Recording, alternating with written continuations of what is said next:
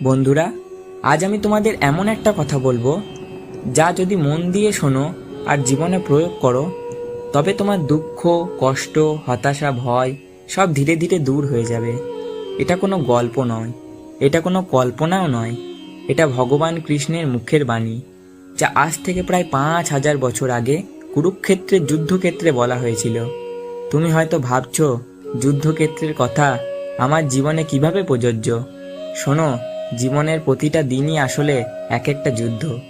কখনো টাকার জন্য, কখনো বা সম্পর্কের জন্য, কখনো আবার নিজের স্বপ্নের জন্য। যুদ্ধ শুরু হতে যাচ্ছে, দুই পাশে দুই সেনা। বাঁশি বাজিয়ে যুদ্ধ শুরু হবে কয়েক মুহূর্তের মধ্যে। অর্জুন তার রথে দাঁড়িয়ে বললেন, কৃষ্ণ, আমি যুদ্ধ করব না। আমার আত্মীয়, বন্ধু, গুরু, তাদের আমি কিভাবে মারি? আমি হেরে গেলেও, মরে গেলেও এই যুদ্ধ করব না। এই কথা শুনে কৃষ্ণ হেসে ফেললেন না। তিনি শান্তভাবে তাকিয়ে রইলেন অর্জুনের দিকে। তারপর বললেন, অর্জুন, তুমি ভুলে গেছো তুমি কে। তুমি শুধু এই শরীর নও, তুমি এক চিরন্তন আত্মা। কৃষ্ণ বলেন, যেমন পুরনো কাপড় ফেলে দিলে নতুন কাপড় পরা হয়, আত্মাও তেমনি পুরনো দেহ ছেড়ে নতুন দেহ গ্রহণ করে। আত্মা জন্ম নেয় না, মরেও না। বন্ধুরা, এটা শুধু শাস্ত্রের কথা নয়, এটা এক গভীর সত্য। আমরা প্রতিদিন আয়নায় দেখি শরীর বদলাচ্ছে।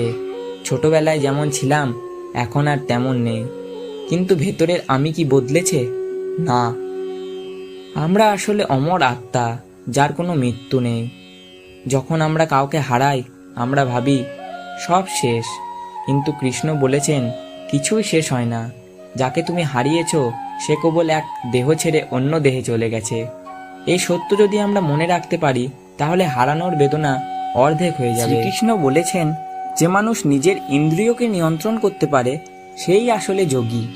আমাদের চোখ, কান, জিহ্বা, মন সব সময় কিছু না কিছু চাই। কখনো আমরা খাবারের লোভে পড়ি, কখনো বা অর্থের জন্য ছুটে যাই, আবার কখনো ইচ্ছার দাস হয়ে যায়। ইচ্ছা থাকবে, কিন্তু ইচ্ছার দাস হয়েও না। যদি তুমি ইচ্ছাকে বশে আনতে পারো, তবে জীবন অনেক শান্ত হবে। ভাবো, তুমি যদি ডায়েট শুরু করো, হঠাৎ সামনে তোমার প্রিয় খাবার এলো, তুমি যদি সঙ্গে সঙ্গে খেয়ে পেলো, তবে সেটা ইচ্ছার দাসত্ব। কিন্তু যদি তুমি ভেবে নাও, না, এখন আমার জন্য এটা ঠিক নয়, তাহলেই তুমি আত্মসংযমী। কৃষ্ণ বলেন, যা কিছুর সঙ্গে আসক্তি থাকে সেটাই দুঃখের কারণ হয়। আমরা প্রায়ই কোনো মানুষ, জিনিস, অবস্থার প্রতি এতটা আসক্ত হয়ে পড়ি যে ওগুলো চলে গেলে আমরা ভেঙে পড়ি। কৃষ্ণ শেখান, ভালোবাসা যত্ন নাও, কিন্তু আঁকড়ে ধরো না। যেমন একটা গাছের ফুল, তুমি ফুলকে ভালোবাসতে পারো, তার যত্ন নিতে পারো, কিন্তু যদি ভাবো এটা কখনো ঝরবে না, তাহলে দুঃখ তো অনিবার্য। জীবনের সব কিছু পরিবর্তনশীল। যে এই সত্য মেনে নিতে পারে, সেই দুঃখের পরেও স্থির থাকতে পারে। মানুষের সবচেয়ে বড় ভয় হলো মৃত্যু। কৃষ্ণ বলেছেন, আত্মা কখনো জন্মায় না, কখনো মরে না। শরীর নষ্ট হয়, কিন্তু আত্মা অমর। মানে হলো মৃত্যু আসলে শেষ নয়। যেমন পুরনো পোশাক খুলে নতুন পোশাক পরা হয়, তেমনি পুরনো শরীর ছেড়ে আত্মা নতুন দেহে প্রবেশ করে। তাই মৃত্যু নিয়ে আতঙ্কিত হওয়ার কিছু নেই, বরং জীবনে যতদিন সময় আছে সেটাকে ভালো কাজে ব্যবহার করাই হলো বুদ্ধিমানের কাজ। কৃষ্ণ বলেছেন, যেমন ধোঁয়া আগুনকে ঢেকে দেয়, তেমনি খারাপ সঙ্গ জ্ঞানকে ঢেকে দেয়। আমাদের বন্ধু, পরিবেশ, যাদের সঙ্গে আমরা সময় কাটাই, তারা আমাদের জীবনে বড় প্রভাব ফেলে। যদি তুমি ভালো মানুষের সঙ্গে থাকো, তবে ভালো অভ্যাস তৈরি হবে। যদি খারাপ মানুষের সঙ্গে থাকো, তবে তারাও তোমাকে টেনে খারাপের দিকে নামাবে। তাই কৃষ্ণের শিক্ষা হলো, সৎ সঙ্গ বেছে নাও। যারা তোমাকে উন্নতি করতে সাহায্য করবে, তাদের সঙ্গে থেকো। কৃষ্ণের আরেকটি শিক্ষা হলো, যে অন্যকে সাহায্য করে আসলে সে নিজেকেই সাহায্য করে। আমরা অনেক সময় ভাবি, আমার নিজেরই সমস্যা কম নয়, আমি কেন অন্যকে সাহায্য করব। কিন্তু মনে রেখো, অন্যকে সাহায্য করলে তোমার ভেতরে এক ধরনের আনন্দ জন্মায়। এটাই প্রকৃত সুখ। উদাহরণ, যদি কোনো তুমি ক্ষুধার্ত মানুষকে তুমি খাবার দাও, তার চোখে যে কৃতজ্ঞতা দেখবে, সেটা তোমার ভিতরের দুঃখ মুছে দিতে পারে। শ্রীকৃষ্ণ বলেছেন, অহংকার মানুষকে সত্য থেকে দূরে সরিয়ে নিয়ে যায়।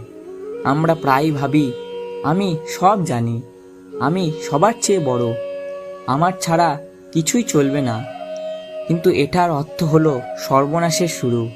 কৃষ্ণ শেখান নম্র হও, অহংকার যত কমবে জ্ঞান তত বাড়বে। কারণ যে মনে করে যে সব জানে সে নতুন কিছু শিখতে পারে না।